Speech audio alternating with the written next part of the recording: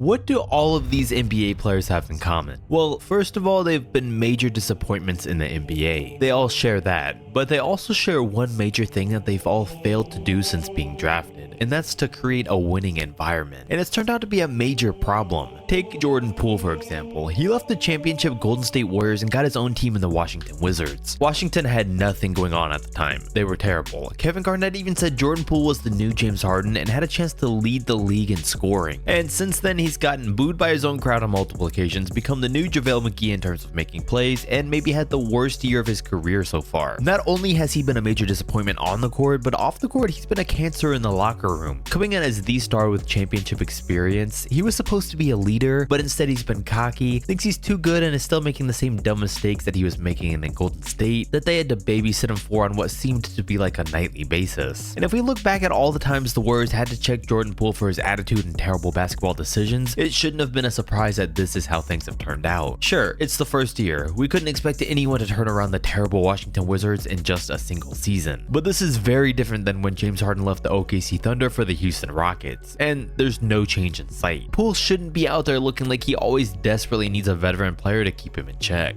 And that's become a common theme for young teams in the league, because a lot of the problems Jordan Poole and the Wizards have are very similar to what LaMelo Ball and the Charlotte Hornets are having. Clearly, LaMelo's a great player. I think he's been every bit of what we expect him to be since coming into the league. An all-star averaging 25, 8, and 5 when healthy on solid shooting numbers. When he's on the court, we can't be mad at what he's given us. And while he hasn't even been on the court much in the last 2 years due to ankle injuries, that's not even the problem. The problem is the culture in Charlotte. When LaMelo signed his massive extension, he told the GM that winning and making the playoffs was their top priority. Terry Rozier gets traded to the Heat and tells us something we all already knew. The Charlotte Hornets DNA is to lose, and it's just expected there. It's a bunch of young guys that have never seen wins in the NBA all playing together and not caring about how bad they are. But as the former 3rd overall pick on a max contract, this is supposed to be LaMelo's job to put everyone in their place and change that culture. The star player is supposed to lead the way, and he's done a terrible job at that. Sitting on the bench joking and laughing while getting blown out by the Knicks isn't a good look. Brandon Miller shouldn't come in as a rookie and be taking on that role of yelling at his teammates and taking the game more serious. Maybe it's just me, but it seems like he might be the worst possible superstar to be playing for the Hornets. And again, he's always been this way, so this isn't something we didn't see coming. On the other hand, Cade Cunningham's an unusual one because while he was a 1st overall pick, he seemed to have done everything right. He's been putting in the work, he cares about winning, he cares about getting better, and stayed out of any off-court trouble. His game's improved every season, and in year 3 he's putting up career highs across the board. But he's failed to make his team better. In this historically bad season, the Detroit Pistons put up the longest losing streak of all time and are sitting at a record of 3-37 when Cade Cunningham plays and 4-6 when he doesn't. So they win 40% of their games without him and 7% with him. It makes it one of the wildest stats going on today. So it's not that the Pistons are terrible and can't win, but at least right now they just can't win with Cade. It seems like the classic case of a team playing more team basketball with better ball movement and accountability when there's not a star on the court. So for Cade and the Pistons to succeed and take the next step, they're gonna have to figure out how to win with him just as much. Zion Williamson's another 1st overall pick that's failed to properly turn his team around. Landing the 1st overall pick in the NBA draft is supposed to be a game changer. It's supposed to take a bad team and set them in the right direction going forward. Well, that hasn't happened because Zion's failed to stay healthy, has had issues with his weight, and gotten into a lot of sticky situations off the court. These are all disaster scenarios for our 1st overall pick. It's now year 5 for him, and it still feels like we've never even gotten to see what he can really do. And because of all of this, his game hasn't improved at all since he's been drafted. I feel like most teams and fans have already given up hope on him, even though he's only 23. It's been clear that Williamson's failed to turn the Pelicans around, and it doesn't look like he's gonna anytime soon. And speaking of failed 1st overall picks, there's also Ben Simmons, but he's not even worth talking about anymore. One that still is though, barely, is DeAndre Ayton. The Suns took him with the 1st pick back in 2018, and he averaged 16 and 10 through his 5 years there. Promising numbers for a young up-and-coming center. So people thought Phoenix was crazy when they traded him over the offseason for just Jusuf Nurkic. But now DeAndre's starting to get exposed, and the Suns actually aren't looking so bad after all. The man played great in Phoenix while he was there, but there was constantly problems between him and Devin Booker and himself in the front office. So when he gets moved and becomes the #1 overall pick and only max contract level player on the Portland Trailblazers, he was supposed to take it upon himself to have the best year of his career, lead by example, and do everything he can to make that team better. But instead, his first quote as a member of the Blazers was, "I have nothing to prove in this league. Why? I'm a max player and I'll continue to be a max player." The last thing you you want your supposed superstar to say is that they have nothing left to prove because they already got paid. When in reality, he never proved much of anything at all. He got paid largely off of potential, has never been a great defender, and has been forgettable as a first pick. So now he's averaging career lows across the board and already looking like he fell off. And the recent report about him makes things even worse. It says he's failed to impress during his early stint in Portland. His first months there were defined by tardiness and tantrums. And there's been an eerie resemblance to Hassan Whiteside, the former Blazers center, whose statistics looked nice, but had little to no impact on the game. And this would just be a report we could all move past, but thanks to that initial quote, it's actually believable, and that's a major problem. His teammate Scoot Henderson failed to live up to his hype thus far too. Of course, it's only his rookie season. By no means is he a draft bust yet, and there's still plenty of times for things to change, but for now, the player that declared he was going for the Rookie of the Year award hasn't been anywhere close to in the discussion, with everyone who was drafted around him playing at a much higher level. It's interesting that Scoot was one of the very few players that has chosen to go the G League route instead of overseas or college, and now he's struggling big time. It makes you wonder if that was the right choice. In his first few games, he couldn't finish around the rim, couldn't shoot threes, had too many turnovers, fouls, and mistakes, and really couldn't do anything right. It's just tough times for Portland right now to have two players that aren't living up to the hype. There's definitely a chance he turns things around, but as we know, there's also still a big chance he never does. I think I have hope though. There's been some bright spots this season where he's had some big games. Andrew Wiggins was another player that had a bad start to his career. His Timberwolves days were rough, but once he got to Golden State, everything started to click and he broke out, becoming a first-time All-Star. But just 2 years later now, he's mysteriously fell off again. He came into the league having as much hype and expectations as anyone did since LeBron James, and we found out quickly that he wasn't gonna live up to them, that he was missing whatever it took for him to be a superstar player, whether it was the work ethic, the size and ability, or the mindset. Andrew Wiggins just didn't have it. But when he broke out in Golden State, all the noise around him stopped. If he wasn't going to be a superstar, a second or third option with lockdown defense on a championship team was good enough. It was enough to save his reputation and be acceptable of him being a first overall pick. But to see that only lasted 2 years, well, now he's back to being called a bum. The man had a 2-year prime where he actually somewhat lived up to all the hype. I guess it could always come back, but it's been wild to see virtually nothing else change on the roster, but now he loses his starting spot to a much younger guy that's essentially the exact same player, just a better version of him. I really thought Andrew was going to make a long-lasting name for himself in Golden State, but maybe not. He's not the only player though that failed to live up to the hype in recent years, because for years, Bol had all the fan support in the world. People wanted to see him succeed and become the next Kevin Durant. What Victor Wembanyama is today, people thought Bol was going to be, especially Shaq, who's been very vocal about it ever since he was drafted. For years, he said he was the real deal, and these days he still says he's just as good as Victor. But it's gotten to the point now where even Shaq's turned his back on him. He still goes on record and says Bol's just as good as Victor, but he's just lazy. Well, that's a huge red flag already, because believe it or not, Bol's in year 5 now and Victor's still a rookie. So he should be way ahead of the game by now. And even now playing alongside Kevin Durant, who's the perfect mentor for him, it's not doing it. I've seen a few of the very limited games he's been a part of, and it's so bad. There's nothing there on offense, and on defense, teams attack him. James Harden licked his lips right in his face when he started guarding him. Seriously, I don't know what's keeping Bol in the league, but he looks like Thanasis when he's out there. I hope he does great things, but he's definitely no Victor Wembanyama, and his chance to become a star has kind of come and gone.